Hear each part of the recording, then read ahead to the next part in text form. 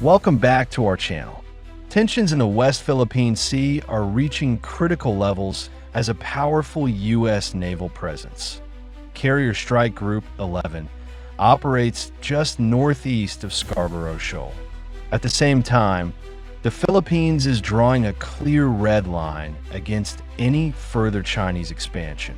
Today, we break down the naval deployment, the Philippine position, and what this means for peace and security in the region.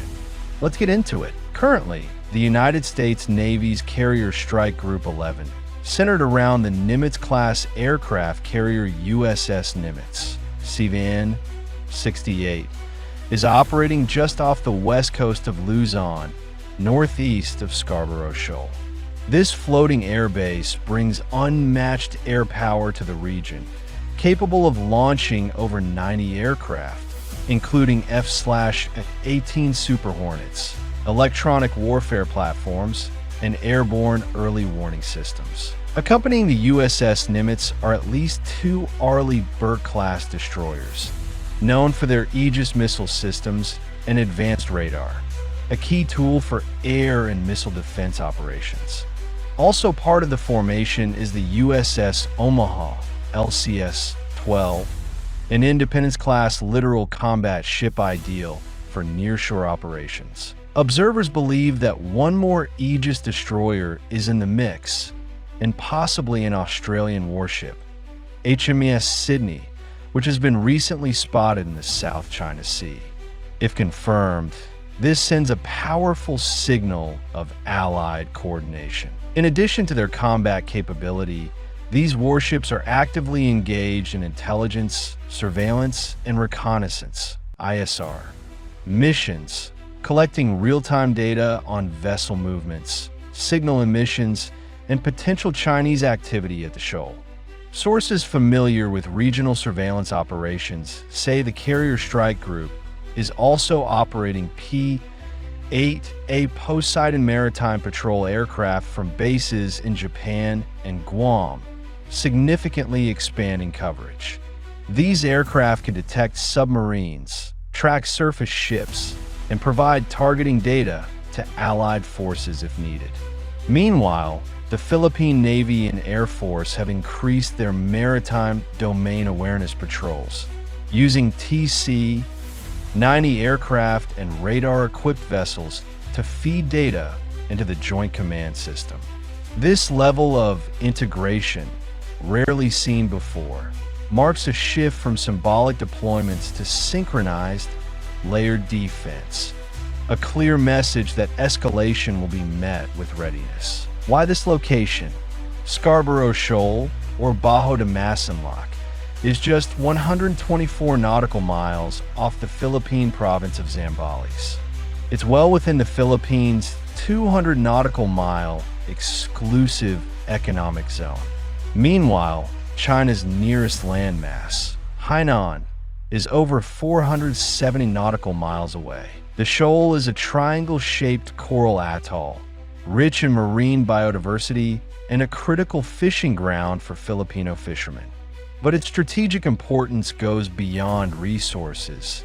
It offers potential control over vital sea lanes and serves as a forward operating position in the South China Sea.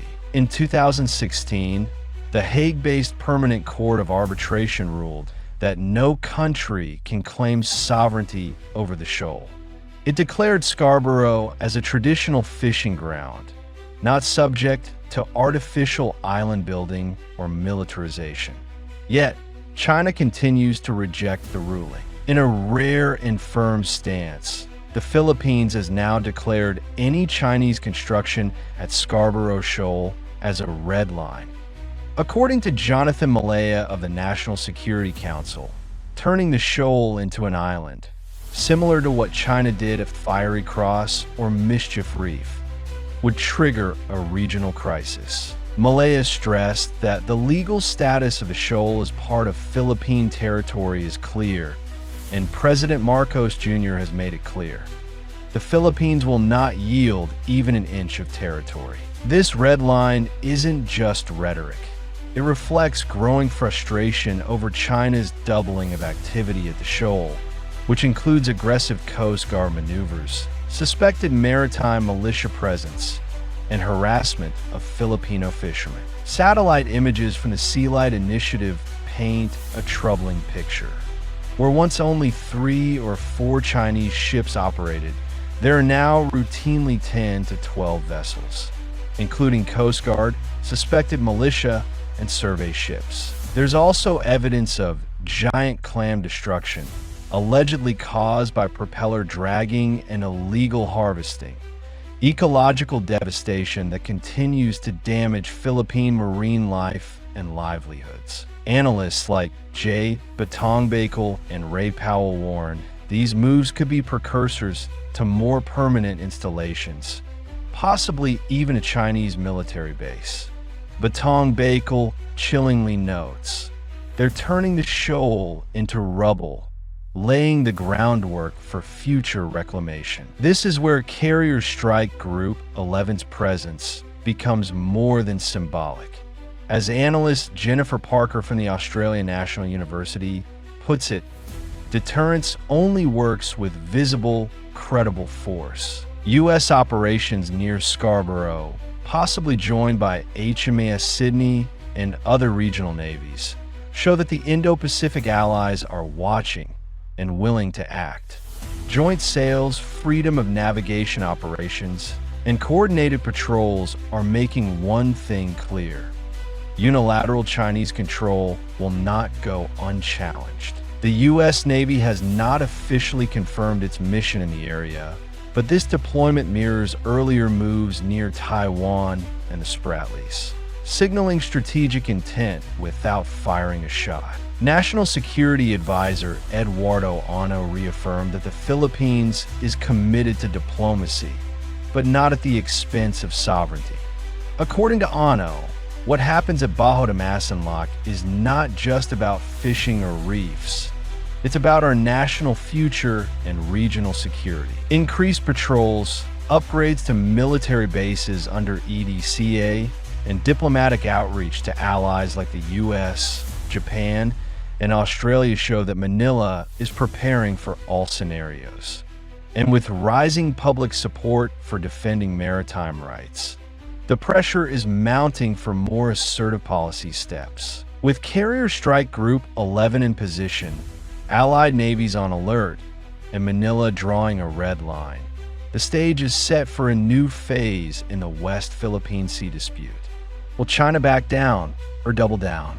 What happens next at Scarborough Shoal could determine the future of the entire Indo-Pacific region. If you found this update insightful, don't forget to like, subscribe, and hit the bell for more defense and maritime security content. Stay informed